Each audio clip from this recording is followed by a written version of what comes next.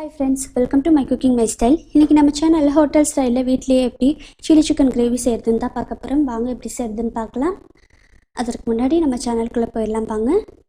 chili chicken gravy செய்யறதுக்கு ஒரு பவுல் எடுத்துக்கிறேன். இதுல எலும்பில்லாத 350 கிராம் அளவுக்கு சிக்கன் சேர்த்துக்கிறேங்க. இதோட மிளகுத்தூள் 1/2 டீஸ்பூன் அளவுக்கு சேர்த்துக்கிறேன். இஞ்சி பூண்டு விழுது 1 ஸ்பூன் அளவுக்கு சேர்த்துக்கிறேங்க. அடுத்ததா கார்ன்ஃப்ளவர் மாவு 2 ஸ்பூன் அளவுக்கு சேர்த்துக்கிறேன். மைதா மாவு 1.5 டீஸ்பூன் அளவுக்கு சேர்த்துக்கிறேங்க. இதுக்கு தேவையான அளவு உப்பு சேர்த்துக்கலாம். அடுத்ததாக சோயா சாஸ் பார்த்திங்கன்னா 1 ஸ்பூன் அளவுக்கு சேர்த்துக்கிறேன்.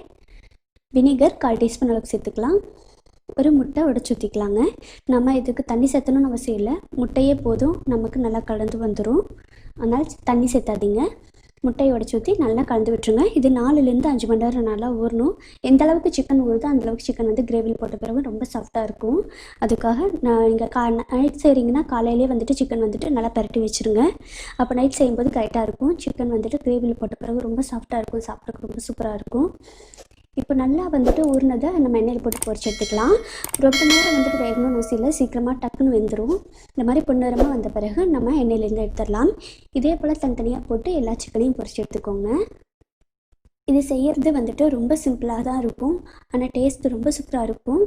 கண்டிப்பாக ஒரு சிக்கன் எடுத்திங்கன்னா இந்த மாதிரி ஒரு தடவை சப்பாத்தி அல்லது பரோட்டா எதுக்குனாலும் ரொம்ப சூப்பராக இருக்கும். கண்டிப்பாக செஞ்சு பாருங்கள். செஞ்சு பார்த்துட்டு எப்படி இருக்குன்னு சொல்லுங்கள்.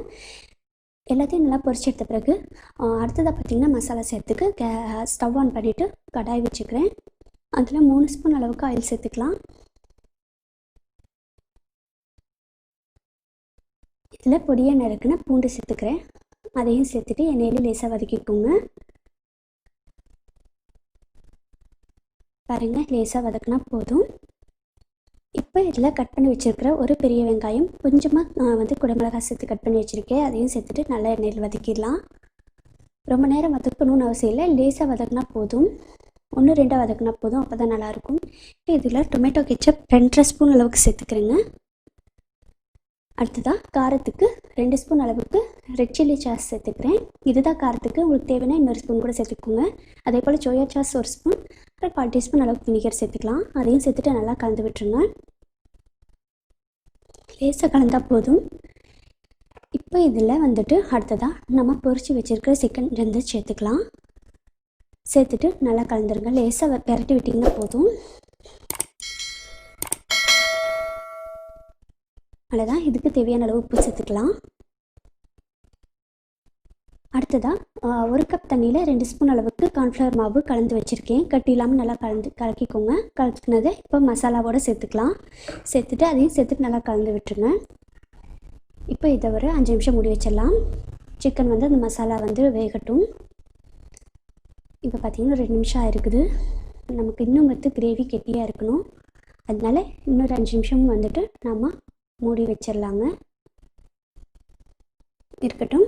வீட்லேயே பார்த்திங்கன்னா நான் வந்துட்டு வெங்காயத்தாள் வளர்த்துட்ருக்கேன். ஏன்னா கடைகளில் அதிகம் கிடைக்கிறது இல்லை, அதனால் வீட்லேயே நம்ம சுலபமாக வளர்த்துக்கலாம். தேவைங்கிறப்ப நம்ம வந்துட்டு எடுத்து யூஸ் பண்ணிக்கலாம். இது வச்சு கிட்டத்தட்ட 1 வாரம் தான் ஆச்சு. ரொம்ப நல்லா வளர்ந்துருக்கு பாருங்கள். இப்போ வந்துட்டு இதில் 2 பறிச்சுக்கலாம்.